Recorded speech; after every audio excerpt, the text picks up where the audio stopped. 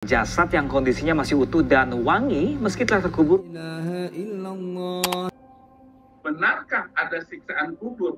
Supaya saya tambah goncang di dalam keyakinan ini dan saya balik lagi kepada agama saya sebelumnya. Selamat pagi ya, saya telepon pendeta Yonatan, Bapak Sidekah.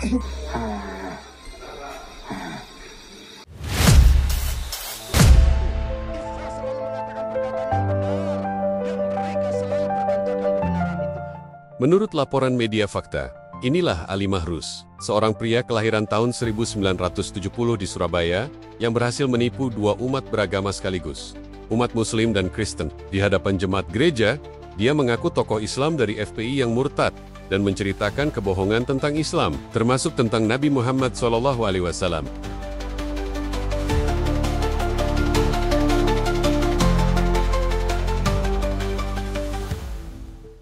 Dan Muhammad, Isa punya gelar AS, Muhammad punya gelar SAW.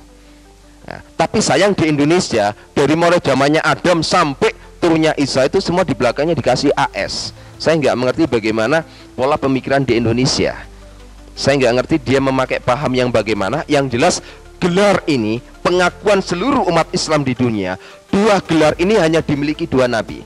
Ya. AS ini artinya Allahis Salam, pemberi penjamin keselamatan, sehingga Yesus diberikan gelar asyukru, perhiasan syafaat, pemberi jaminan keselamatan itu sendiri. Muhammad itu diberikan gelar SAW, Sallallahu Alaihi Wasallam, artinya adalah peminta jaminan keselamatan. Ini perbedaannya. Sehingga Muhammad diberikan gelar Nabi pembawa salawat. Yang satu Nabi pembawa syafaat, yang satu Nabi pembawa salawat. Waduh, penjelasan soal gelar Nabi ini kok ngawurnya kebangetan ya. Padahal kan, dalam Islam, gelar Shallallahu Alaihi Wasallam itu bukan asal tempel. Itu bentuk penghormatan luar biasa buat Nabi Muhammad. Karena beliau bukan Nabi branded lokal. Kalau Nabi-Nabi sebelumnya diutus khusus buat kaumnya masing-masing, nah, Nabi Muhammad, beliau diutus buat brand global. Semua zaman, bahkan seluruh alam semesta. Nih ya, biar jelas, kita simak penjelasan Ustadz kita ini. Nah, Nabi Muhammad SAW satu-satunya Nabi yang diutus untuk seluruh alam semesta. Udah nggak ada lagi Nabi yang sezaman dengan beliau. Makanya beliau mengatakan dalam sebuah hadis, sesungguhnya Nabi-Nabi dan Rasul sebelumku diutus khusus untuk kaumnya. Maka mereka bisa sezaman. Dan aku diutus untuk seluruh alam semesta. Setelah video ini nyebar kemana-mana, umat Islam pun mulai nyium asap kebohongannya. Nggak pakai lama, sang pendeta pun dicari buat dimintai klarifikasi. Dan hasilnya, dia ngakunya sih mau bertobat. Kami secara pribadi, Muhammad Ali Mahrus atau Markus, membuat satu pernyataan sikap kepada seluruh umat Islam dimanapun berada. Di dalam hati kami yang paling dalam dan seteluk-teluknya, ini adalah kejujuran hati kami untuk meminta maaf kepada seluruh umat Islam di seluruh Indonesia, khususnya kepada beliau Ustadz Jabar Umar Siddiq Umar Tholib selaku Panglima Laskar Jihad, dan juga kepada beliau Habib Rizik selaku Ketua FPI di Indonesia ini. Sekali lagi saya mohon maaf yang sebesar-besarnya. Tapi, begitulah, orang yang sekali berbohong, biasanya akan terus merangkai kebohongan baru buat nutupin kebohongan lama. Dan benar saja, di hadapan jemaat gereja, bahkan di depan kamera, dia pun kembali melontarkan kebohongan berikutnya. Udah kayak telur gulung, makin digulung, makin gembung. Pada waktu itu saya dikepung, itu bukan sedikit. Yang di depan rumah itu kalau 100 orang sudah lebih, yang di ruangan kami itu sekitar hampir 60 yang mengitari saya dan setiap mendikte saya. Dan posisi anak saya yang paling terakhir ini bersama kakaknya itu dibawa oleh orang FPI sampai 3 hari dengan tekanan kalau tidak menuruti atau menandatangani surat dan nanti tidak akan dipulangkan anak saya. Ya puji Tuhan, Saya hambanya yang terkasih, saya Ali Makrus, kata Mimi.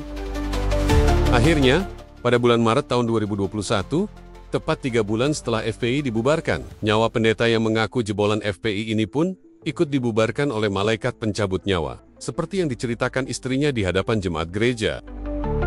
Silakan Ibu, ya, silakan mungkin juga nanti. Setelah paginya, saya telepon Pak Pendeta Yonatan. Ya, Bapak sudah parah.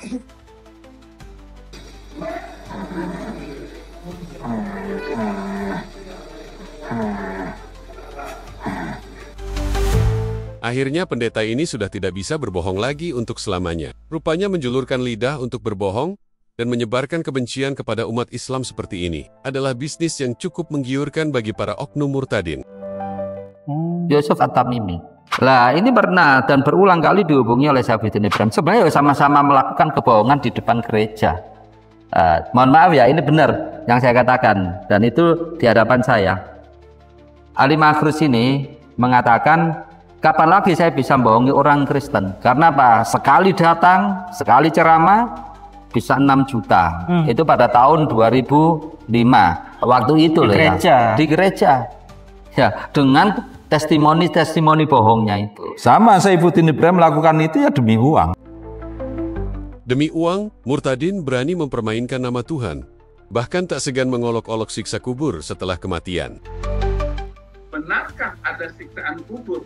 Supaya saya tambah goncang di dalam keyakinan ini. Dan saya balik lagi kepada agama saya sebelumnya. Masalah pindah agama, tentu itu urusan sang murtadin dengan Tuhan. Tapi banyaknya berita jenazah muslim yang masih utuh dan wangi, setelah dikubur puluhan tahun, harusnya menjadi informasi bagi murtadin, bahwa nikmat dan siksa kubur itu pasti ada. Sementara itu, pemirsa, warga Cilegon, Banten dihebohkan dengan penemuan ratusan jasad yang kondisinya masih utuh dan wangi meski telah terkubur puluhan tahun lamanya.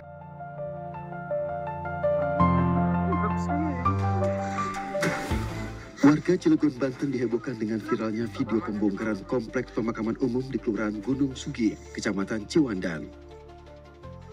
Yang menarik perhatian dari pembongkaran makam yang dilakukan pada 25 Agustus 2022 itu adalah dari 319 makam yang dibongkar, ditemukan 152 jasad yang kondisinya masih utuh, meski sudah terkubur puluhan tahun. Tidak hanya itu, jasad utuh juga tercium aroma wangi. Pembongkaran dan pemindahan makam dilakukan atas dasar persetujuan masyarakat setempat untuk perluasan areal pabrik kimia milik PT Chandra Asri. Warga mengatakan wilayah ini dulunya merupakan wilayah pondok pesantren. Bagi sebagian non-muslim, peristiwa seperti ini mungkin dianggap sekadar kebetulan. Mereka enggan bertanya lebih dalam, menolak merenung, mengapa kisah jenazah utuh dan wangi ini terus berulang hampir setiap tahun di berbagai belahan dunia. Dan yang paling mencolok, satu benang merah yang tak bisa disangkal. Semuanya berlatar belakang Islam. Bahkan, almarhum Ustadz Yahya Waluni ini pernah mengingatkan bahwa orang Islam tidak pernah mati, melainkan hanya pulang ke kampung halaman.